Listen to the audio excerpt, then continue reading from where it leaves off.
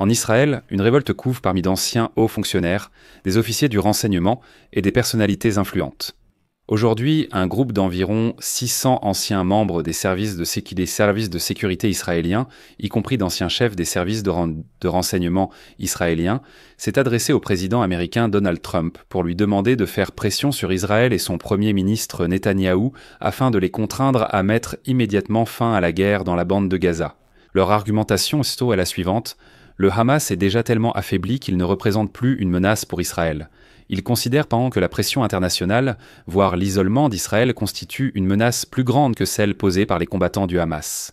Dans le même temps, de plus en plus de sources affirment que Netanyahou a décidé d'annexer la bande de Gaza et que Trump aurait déjà approuvé ses plans après l'échec des négociations avec le Hamas.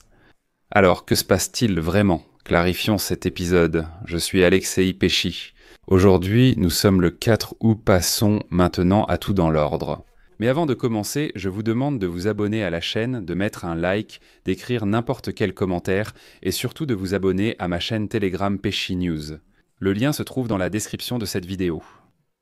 Ainsi, un groupe d'environ 600 anciens employés des services de sécurité israéliens, y compris d'anciens chefs des services de renseignement, s'est adressé au président des États-Unis pour lui demander de faire pression sur Netanyahou et de le forcer à arrêter immédiatement la guerre dans la bande de Gaza.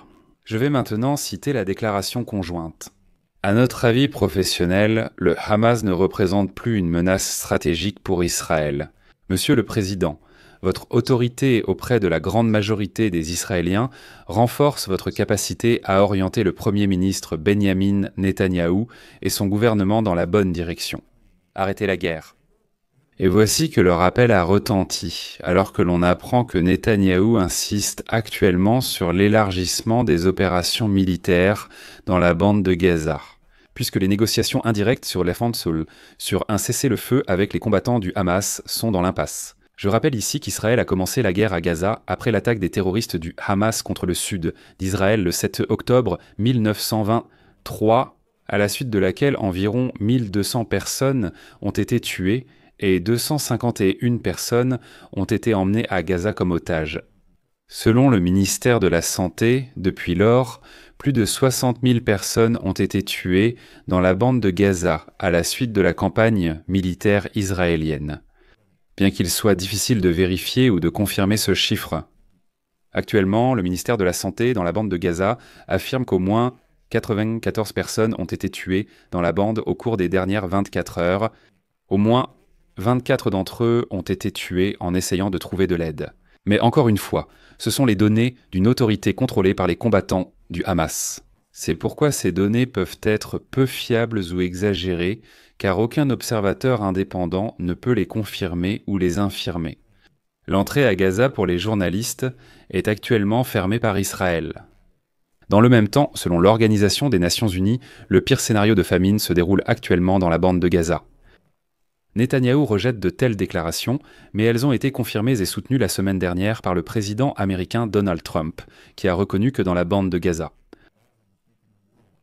Comme le rapporte aujourd'hui la British Broadcasting Corporation, la dernière intervention d'anciens hauts responsables israéliens qui se sont adressés à Trump est intervenue après que des combattants du Hamas et du djihad islamique ont publié des vidéos montrant 2 otages israéliens émaciés. Les vidéos ont été vivement condamnées par les dirigeants israéliens et occidentaux. Et après la publication des vidéos, Netanyahou a parlé avec les 2 familles des otages et leur a dit pointe que les efforts pour ramener tous les otages, je cite, se poursuivront constamment et sans relâche. Cependant, voici l'un des responsables israéliens, largement cité par les médias locaux, qui a déclaré que Netanyahou travaille à la libération des otages précisément par la défaite militaire du Hamas. Et c'est ici qu'Israël fait face à la condamnation internationale de la part de ses alliés. La possibilité d'une nouvelle escalade dans la bande de Gaza pourrait encore plus irriter les alliés d'Israël qui insistent sur un cessez-le-feu immédiat, puisque les informations sur les Palestiniens qui meurent de faim ou de malnutrition dans la bande de Gaza choquent actuellement le monde entier.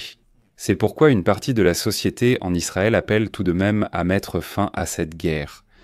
Et ce point de vue a été clairement sont exprimées dans une lettre à Trump, entre autres, par l'ancien chef du Mossad, Tamir Pardo, Ami Ayalon, ancien chef du Shin Bet, le service secret intérieur d'Israël, l'ancien Premier ministre Ehud Barak et l'ancien ministre de la Défense Moshe Ayalon. Et maintenant, je vais citer encore un extrait de cette lettre. Au début, cette guerre était juste défensive, mais lorsque nous avons atteint tous les objectifs militaires, cette guerre a cessé d'être juste. Et maintenant, d'anciens hauts responsables militaires dirigent un groupe appelé Commandant pour la sécurité d'Israël qui, par le passé, a appelé le gouvernement à se concentrer sur le retour des otages. Dans cette lettre adressée à Trump, il lui demande de mettre fin à la guerre à Gaza. Au nom des commandants pour la sécurité d'Israël, le plus grand groupe en Israël d'anciens généraux de Tsahal, ainsi que du Mossad, du Shin Bet, de la police et du corps diplomatique, nous vous appelons à mettre fin à la guerre à Gaza. Vous l'avez fait au Liban, il est temps de faire la même chose à Gaza. C'est eux qui écrivent un tel message au président des États-Unis. Eh bien, il faut reconnaître ici que la semaine dernière, Israël a vraiment été confronté à une isolation internationale croissante, car les destructions massives dans la bande de Gaza et la famine des Palestiniens suscitent l'indignation. Et les sondages, en effet, partout dans le monde, montrent que l'opinion publique devient de plus en plus négative à l'égard d'Israël, ce qui exerce une pression sur les dirigeants occidentaux et les pousse à agir d'une manière ou d'une autre. Eh bien, par exemple, le président français Emmanuel Macron et le Premier ministre britannique Keir Starmer ont déjà été obligés de sortir et de déclarer publiquement qu'en septembre, ils sont prêts à reconnaître la Palestine. Cependant, on ignore encore comment et quelle pression Donald Trump décidera d'exercer sur le Premier ministre israélien s'il en exerce une. Le président américain a néanmoins soutenu de manière constante son allié Benyamin Netanyahou.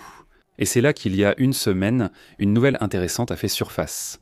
Le Premier ministre israélien, Benyamin Netanyahou, a l'intention de présenter au cabinet politico-militaire un plan d'annexion totale de la bande de Gaza.